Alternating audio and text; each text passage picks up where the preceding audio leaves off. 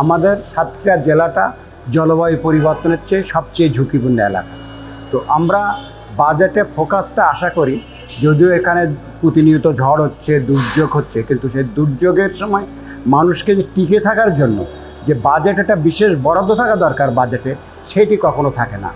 অন্য কোনো দুর্যোগ এলাকা এবং আরও একটা বড় ব্যাপার যে দুর্যোগ কবলিত অঞ্চল বলা হচ্ছে, দুর্যোগ এলাকা বলা হচ্ছে না, যে কারণে বাজেটে যে দুর্যোগ এলাকার জন্য যে ধরনের বরাদ্দ থাকা দরকার, নর্মাল বরাদ্দর চেয়ে যে বরাদ্দটা হওয়া দরকার, সেই স্পেশাল বরাদ্দটা আসলে থাকে না। আমি চাই যে দুর্যোগ এলাকা হিসেবে, জলবায়ু পরিবর্তনের সবচেয়ে ঝুঁকিতে থাকা দুর্যোগ প্রবণ এলাকা হিসেবে সাতক্ষীরার জন্য বিশেষ বরাদ্দ বাজেটে থাকা বাঞ্ছনীয়। সাতক্ষীরা জেলা সবচেয়ে বড় জলবায়ু পরিবর্তনের কারণে এলাকায় ঝড় জলোচ্ছ্বাসের কারণে বাঁধ ব্যবস্থা না মারাত্মকভাবে বিপর্যস্ত হয়। বিপর্যস্ত হয়ে গেছে খাওয়ার পানির উৎসটা পুরোপুরি নষ্ট। শুধু খাওয়ার পানি না, একই সঙ্গে ব্যবহারের পানি, লবণ পানির আধিক্যতার কারণে ব্যবহারের পানিটা নেই।